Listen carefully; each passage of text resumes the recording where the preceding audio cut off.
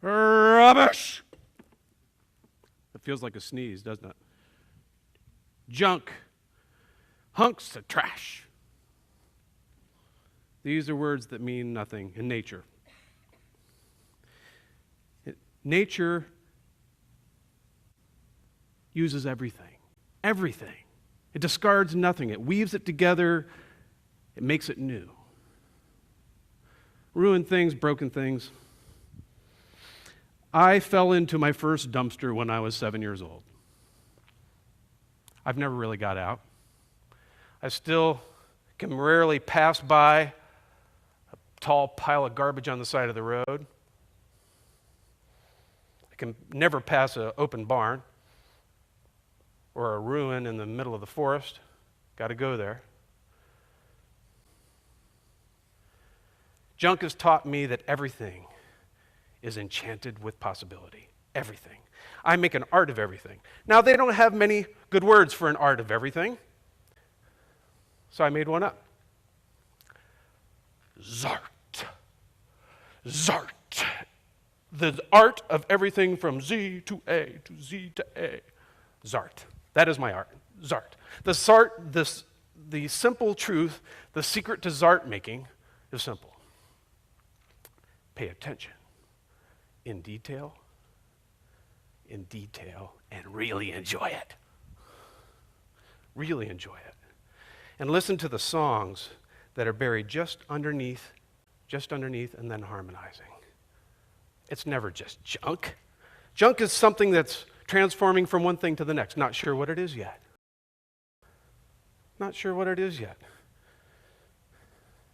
I came to making an art of everything by accident. That's how things are with art. It's tricky. Comes in through the back door when you least suspect it. The back door opened for me when I was 14. My parents told me that I had to find something besides watch TV to do with my afternoons. Well, that was kind of disappointing to me. I thought the only thing that I was really interested in was TV. But something I didn't expect happened. Without knowing how or when, I discovered that I was interested in learning how to paint, writing music. I started writing music, performing it. I started hiking and biking and reading books, and I was learning tennis and skiing. I was doing it all, so on and so on.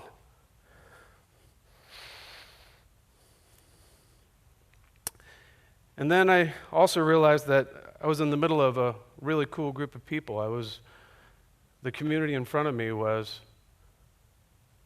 a turned-on, sparkle-eyed group of artists and musicians, but not just artists and musicians. Sometimes they were business people, or they were welders, or they were people who ran schools, or they were people who ran farms. And the thing that I noticed about these people, the people that I thought were more interesting than TV, was that they were interested in everything. Everything. And that's how I started to be interested in everything. My tennis teacher was an expert canoeist, an outdoorsman. He was a banjo player. He was a storyteller and an English teacher. And my painting teacher was into jazz. He was into reading books on science and metaphysics. And he was part of a traveling troupe on a kind of glorified hay wagon thing, doing a theater troupe. They were interested in everything. And that is how I started on the wild and woolly trail of doing an art of everything. At first, I made my art, my music, my work life, my home life into separate piles. It was neater that way. But then over time, things have begun to be more and more woven together so that it resembles a lot more my own complete life. I live in a 200-year-old farmhouse. The backyard is a huge barn packed to the gills with cool junk that I brought home from my work as a restoration carpenter, junk that was already there, junk that Steve left there, junk that I've found in arbitrary dumpsters that were on my path.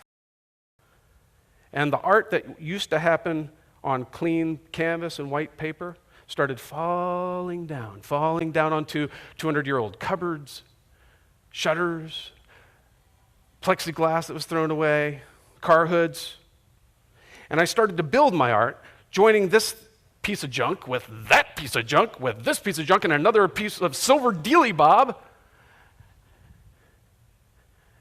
And I started to join them all together and paint them and carve on them, and I was having a blast.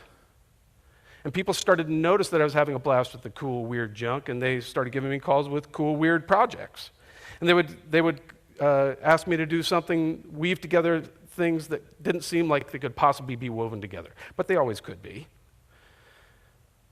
And sometimes they became a tabletop, or they became an entry door, or they became a Pilates machine, or it became an entire Pilates studio, or a store, or sometimes it became a 27-foot-long sculpture in the headquarters of AAA. You never know what. You never know. And I've started getting calls from really interesting people. For instance, one guy called me last winter. He offered me a chunk of tree. This chunk of tree was a tree that had lived 80 of its 130 years next to the wild and wiggly home of Wharton Esherick, who is a cool artist who I've got a great deal of respect for. And this tree had fallen after 130 years of eating winters, storms, cold, even lightning. And the tree had fallen, and this man had offered it to artisans throughout the country to make up a piece of work for an art show so that they could share their inspiration of Wharton Esherick and the tree. And the reason why I bring up this story is because I just finished this chair from that particular chunk of tree. This is the tree. This is what was singing inside of the tree. This chair was singing. And there's a second reason. The second reason is that I find that everything has a story such as this. Everyone has a story such as this. There's no such thing as just a chunk of tree. It's always a particular chunk of tree. This particular chunk of tree was 130 years old, born in the time of Queen Victoria. This particular chunk of tree was struck by lightning in the same year that I was graduating high school. This particular chunk of tree is a poplar, a tulip poplar, the same kind of tree that the American Indians used to use for their dugout canoes. This particular chunk of tree has its particular set of knots and gnarls and all of that to be sung out. It's all woven in with time and layered with story and time, death, birth. It's all there. And this is the everything that I make my art. I was going to mention something about tools. It's great to have tools. I love tools. Chainsaws, Dremels, TVs, cameras, whatever it is that it takes to make something. But the most important tool, the tool that I use most often, is the tool that we all are born with. We either choose to use or don't. That's paying attention in detail with all the senses and soul. The world is singing, and the details of my work,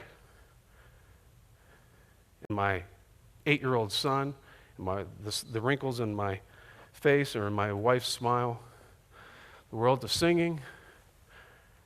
It's all Zart, A to Z, Z to A. Thank you.